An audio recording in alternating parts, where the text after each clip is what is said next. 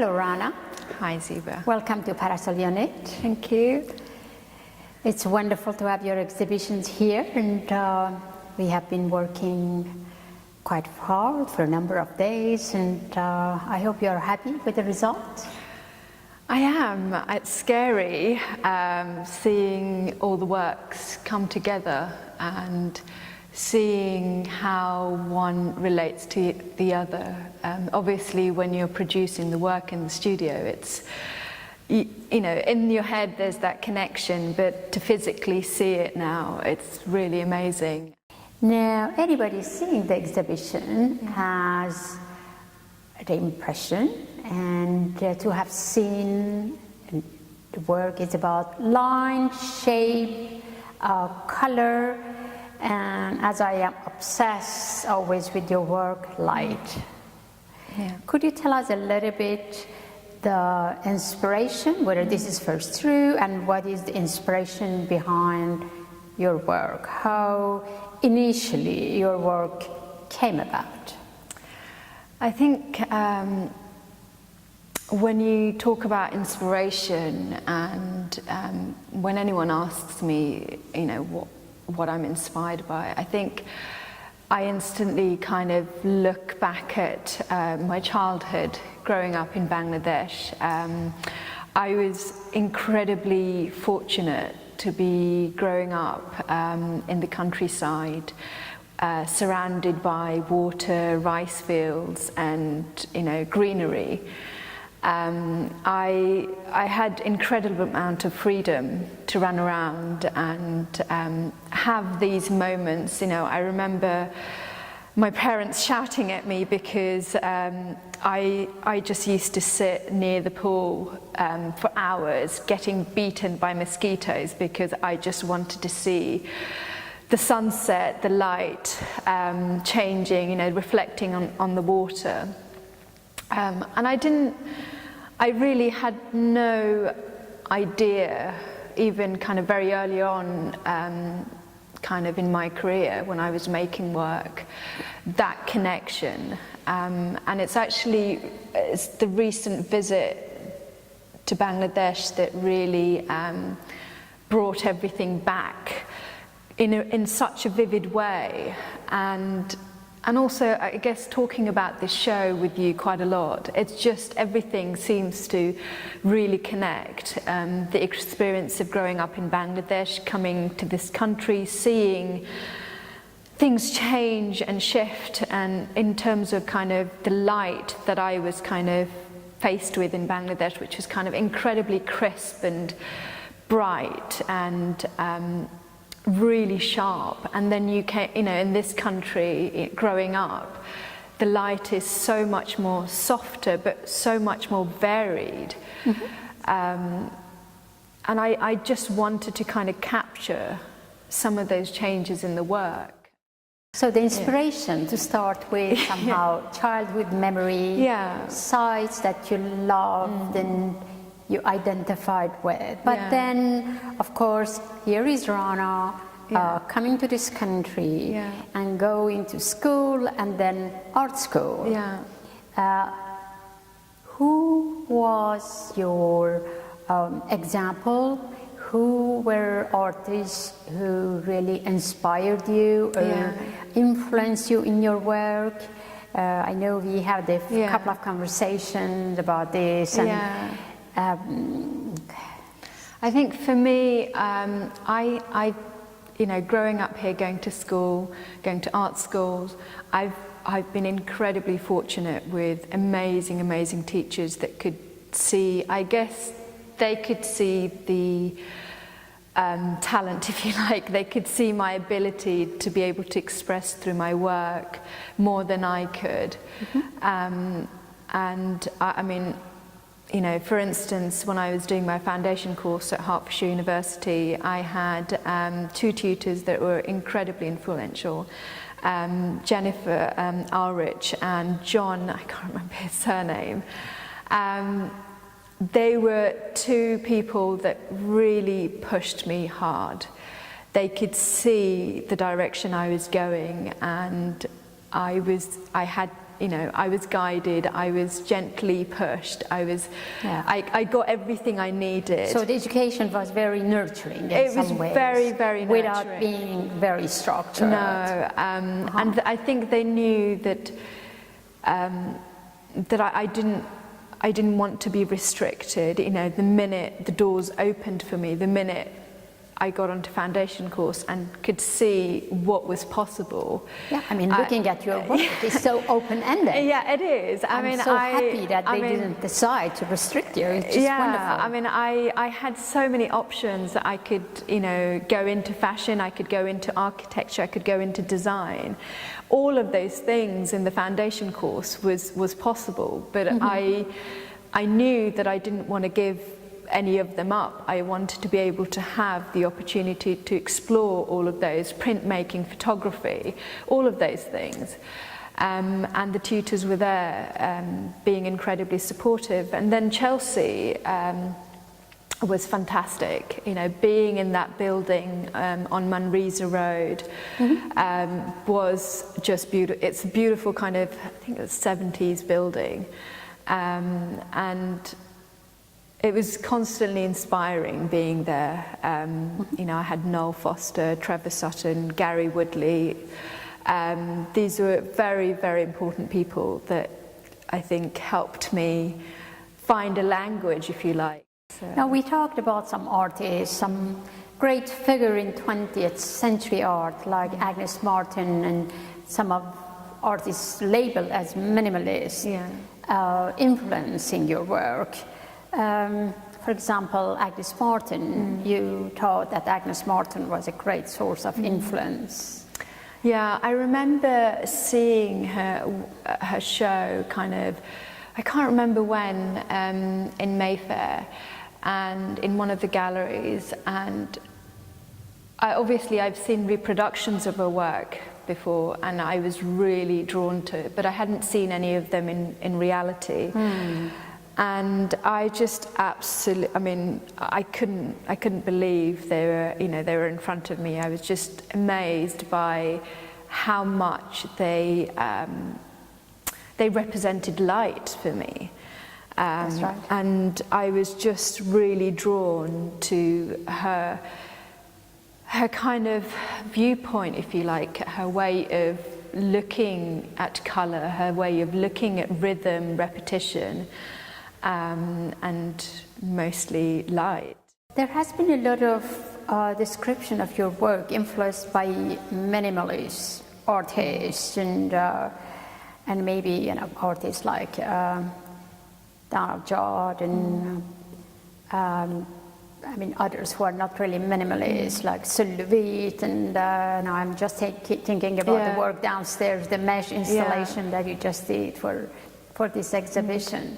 There is this kind of amazing formalism, but at the same time, your work is actually that kind of had that open-endedness, which is very, very important for the visitors, because the work is there to be discovered, and the viewer is an important part of your work.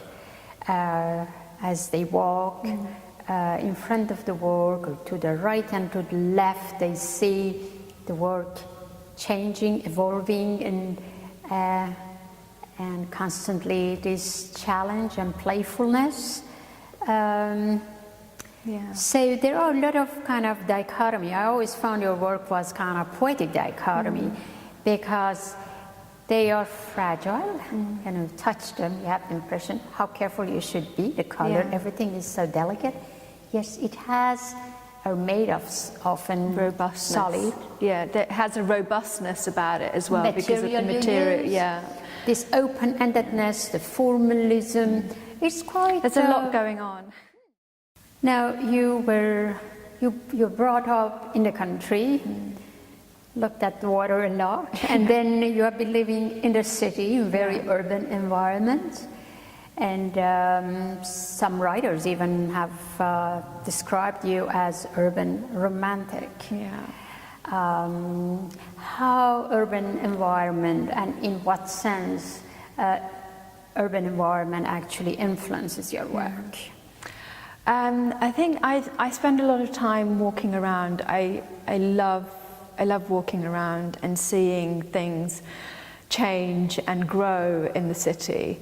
And for me, I'm also interested in material, and so discovering new materials through that, seeing how things clash and interact with each other, and how, again, you know, light comes into it, because everything changes the minute you And have... architecture? Yeah, you know, it's so important, because architecture it kind of plays with light in such a physical way. And I love how that interaction, you know, occurs. You know, I was very impressed. The only time I went to Bangladesh is a couple of years ago, when I was asked at the Samdani Art Summit to moderate a panel for them. And of course, I visited the Louis Khan Parliament. Amazing building. But at the same time, I was very fortunate to have met a couple of architects who were kind to take a small group of us to see the art school, for example, other architectural building. And then they explained to us, in a way, Le Corbusier or Louis Kahn, they were equally influenced by architecture in India and in Bangladesh, respectively. And I wanted to say that, you know, we don't know so much about that here. I mean, I didn't know much about Louis Kahn actually until I went back to Bangladesh. The first time I went back to Bangladesh, and I think my cousins, we spent a bit of time in Dhaka, and my cousin took us around, and so I got to see some of the architecture.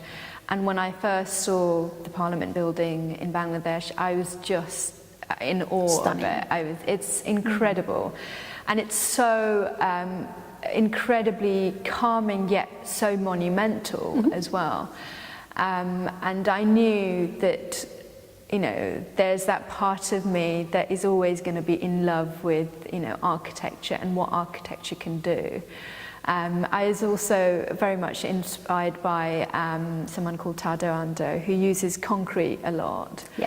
And I think, you know, it's just, I think architecture kind of really makes me think about a lot of things. You know, it makes me think about material, it makes me think about light, it makes me think about space. All of those things that are important in my work that you'll see, you know, in the show. Indeed, space is very important when you see how the reflective color actually hits those walls and the environment. Then all of a sudden there are spaces created around the work that you would never have thought. I was kind of really excited by that. I was excited by how light works with colour and how it kind of becomes almost quite physical in a way in terms of the reflected colour. It's very... That's why the title of the exhibition, Space Between. The space between, actually, isn't that? That is always that kind of color, the space, and color creates space, volume, and there's a lot going on there. There is a lot going on. I am worried about how people will perceive, but I think this show for me is incredibly important, not only because having an opportunity to show a huge amount of work, but actually what's important is that it's showing how the work's developed. It's that search that I've been, you know, involved in for how many years now. I think the viewers are going to be able to kind of get a better understanding of where it's all kind of come from, where it is now. But tell me something, we need to discuss the beautiful installation you have done for the gallery downstairs. What was the idea behind that? How did it come to you to do that installation? It stemmed from the installation I did for Dhaka Art Summit in 2014, the baskets. I wanted to take certain things from that installation that I did, which was creating a space that people can walk in and walk through and have an experience of all of those things that I'm inspired by: light, colour and form. But at the same time, I wanted a material that had a lightness about it, something that, you know, that you can feel it's there, but when you're looking at it and walking around, it's kind of, I don't have the right word to describe it, but it becomes almost a glow on the wall that you Yes. see with some of these work. Now let's talk a little bit about the color. A lot of primary colors, but not only that, I mean gold. Sometimes they use a very specific turquoise, it's not really, so blue. What about color? For me, how does color become important in your work? Walking around the show, what I realise is that a lot of the colours that I use are colours that are quite man-made, quite artificial colours. And I think for me that represents the kind of the urban side, you know, the city that I live in. And the passage too. The passage, in a way, isn't yeah. it? Yes. So, you know, it's really important for me that it's not trying to be something it's not, you know, and colour is man-made, it's artificial, and I love that kind of contrast. You know, for instance, the paintings on the MDF panel, you can see kind of in some way, you know, kind of the crudeness of some of the colours, but Yes. that is kind of distilled because of the way the material just absorbs the colour, which then, you know, creates something else completely. So yeah, I'm excited because the colour for me, I think, in some ways, kind of represents the city. Well, thank you very much, Rana. It has been a pleasure to prepare this exhibition with you. Thank you. We went through a lot of soul searching and decisions and a wonderful publication, and the installation was just extraordinary. Great time, great experience, and I have already received so many emails from people looking forward to your exhibition, and thank you for your really devotion to this exhibition, the time you gave, and I hope you'll be very satisfied.